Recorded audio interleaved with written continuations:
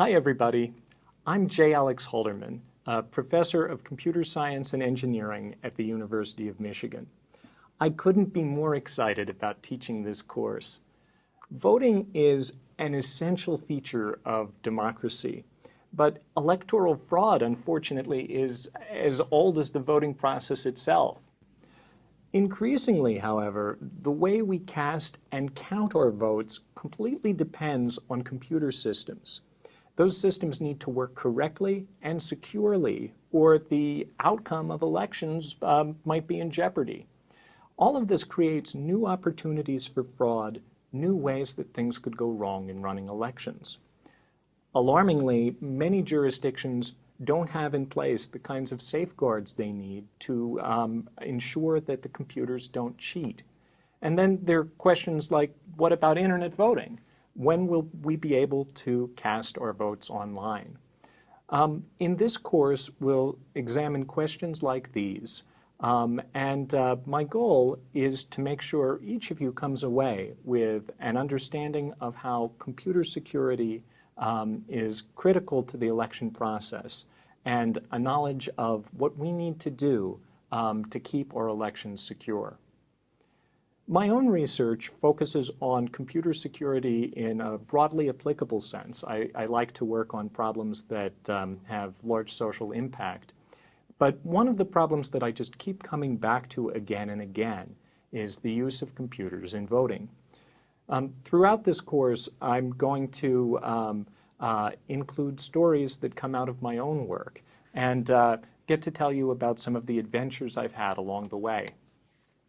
For instance, I was part of the first academic team that got to examine one of the touchscreen electronic voting machines used in the US.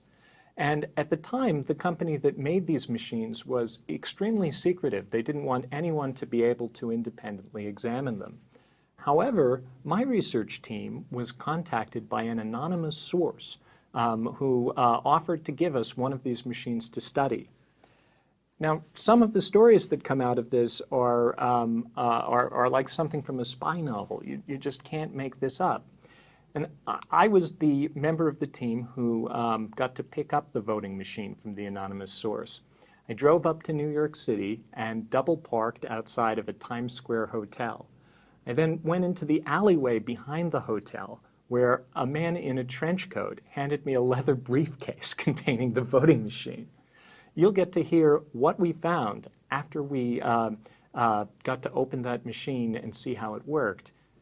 Later in the course, I'll tell you how my students at Michigan and I hacked into an internet voting system that Washington, D.C. was going to use with real voters and changed all the votes. I'll also tell you how I got to be part of the first independent security review of the electronic voting system used in India, an adventure that almost got me deported from the country. So now let's talk about our goals for the course. First, I want each of you to come away with an understanding of how your individual vote gets counted, and to be able to answer the question of whether you should rationally have confidence in that process, or maybe not. Second, I want to teach you to apply something called the security mindset, which is a way of looking at systems with a skeptical view of the world that allows you to reason about attacks and defenses. This is going to be useful both in the context of elections and in other technologies you encounter. Third, I want you to be able to critically examine the role of technology in elections. Rather than just taking the word of election officials, I want you to be able to reason about whether there are going to be problems and to think for yourself about how trustworthy you use are. Finally, I want everyone to find out what you can do individually to make elections where you are more fair and more accurate. Now let's talk about the format of the course. There are going to be 2 lectures a week, a bit less than 2 hours of video, for 5 weeks. At the end of each week, we'll have a quiz, and at the end of the course, there'll be some brief written response questions. Also, each week I'm going to post something I call an engagement activity. This is something you can do individually and where you live to learn more about the electoral process and get involved. I hope everyone will report back about what they learn in those engagements in the course forums. We'll be monitoring the forums, and if there are questions that come up that are especially popular or highly rated, I'll try to answer those in a weekly office hours video segment. Let's take a brief look at the course syllabus. I'm going to start by introducing the security mindset and explaining how we can look at electronic voting as a computer security problem. Then we'll step back a little bit and examine the history of voting technology and how successive systems were introduced again and again, promising to solve security problems, but often introducing new ones in the process. Then we'll get to see how computers came to be widely used in polling places and what some of the negative implications of this might be. We'll get to hear about cases where some of these voting machines have been shown to be vulnerable to attack. Then we'll take a wider view of the electoral process and see how some of the procedures involved, as well as the technology, contribute to its security. Although some of our discussion is going to focus on elections in the U.S., we're going to use Lecture 6 to take a wider look at the security of electronic voting in very different systems used in other places around the world. Then in Lecture 7, we're going to examine some of the human factors issues involved in voting, like accessibility and usability, which can have a huge impact on people's ability to participate. Then in Lecture 8, we'll talk about internet voting, and I'll answer the question of whether internet voting is something that's going to be available and secure anytime soon. Finally, in the last week of the course, we'll examine some new technologies that are just emerging from research that have the possibility of someday making elections much more secure.